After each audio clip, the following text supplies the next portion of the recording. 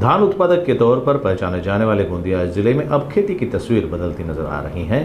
देवरी तालुका के भागी गांव में एक शिक्षक किसान ने पारंपरिक फसलों को छोड़कर पेरू और आम की खेती शुरू कर दी है, जिससे उन्हें सालाना लाखों का मुनाफा हो रहा है। गोंदिया जिले के भागी गांव में रहने वाले शिक्षक किसान ने अपनी 3.5 एकड़ जमीन में पेरू और आम का बाग लगाया है। इन फलों से उन्हें हर साल 5 से 6 लाख रुपए तक का उत्पादन मिल रहा है।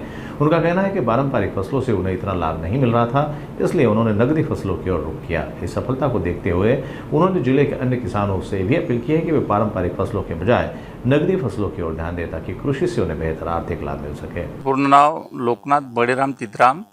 मी आपल्या शेतामध्ये 3.5 एकरामध्ये आंबा आणि पेरूची लागवड केलेलो आहो। पेरू जवळपास म्हणजे आता 4000 झाड लागवड केलेलं आहे आणि आंबा आहे 256 झाड। तर पेरूपासून आपल्याला आणि आंब्यापासून बऱ्यापैकी उत्पादन मिळतो।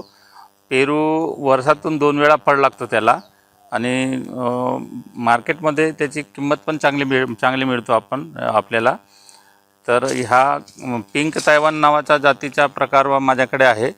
पिंक तायवान जातीचा आंबा आपला पेरू असल्यामुळे खायला चविष्ट आहे, रुचकर आहे आणि किंमत पण चांगला मिळतो। 4000 झाडापैकी मला उत्पादन जवळपास वर्षाकाठी 4.5 लाख ते 5 लाख पर्यंत उत्पादन मिळून जातो। आंबा आणि पेरू मिश्र पद्धतीने लावलो आहो मी, वेगवेगळे नाही, संयुक्त मिश्र पद्धत आहे। आंबा आणि पेरूचे संयुक्त बाग आहेत।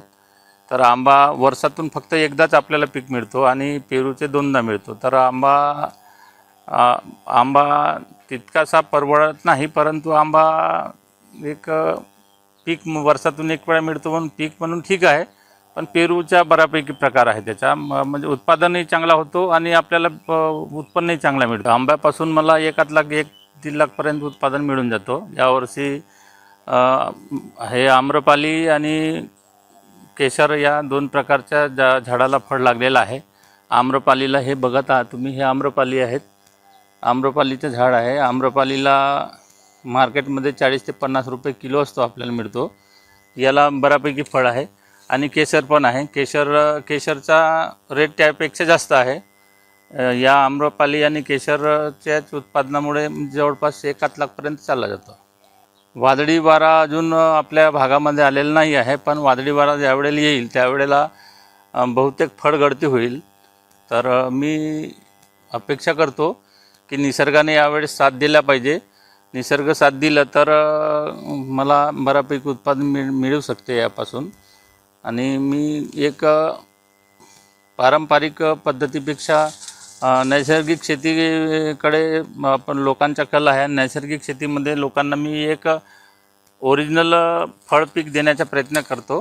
शेतकऱ्यांना मी आवाहन करतो की आता माझ्यासारखेच करा असं नाही, परंतु प्रत्येक शेतकऱ्याने आता आपल्या पारंपरिक धान शेती करण्यापेक्षा फळपिकाकडे वळल्या पाहिजेत आणि फळपिकं घेऊन या फळपिकंही आपल्याला आपलं उत्पादन मिळतो ना, जो आता आपल्याला उत्पादन मिळतो ते पीक घेणे परवडण्यासारखं आहे। आणि यापासून आपल्याला पेरू आणि आंब्यापासून बऱ्यापैकी उत्पादन मिळतो। आज जर का मला आंब्यापासून 1 लाख रुपयाचे उत्पादन मिळत असेल, परी पुढच्या वर्षी किंवा अजून 2-4 वर्षांनी येत्या 5 वर्षात एक झाडापासून मला कमीत कमी 10,000 रुपयाचे उत्पादन मिळेल अशी अपेक्षा आहे।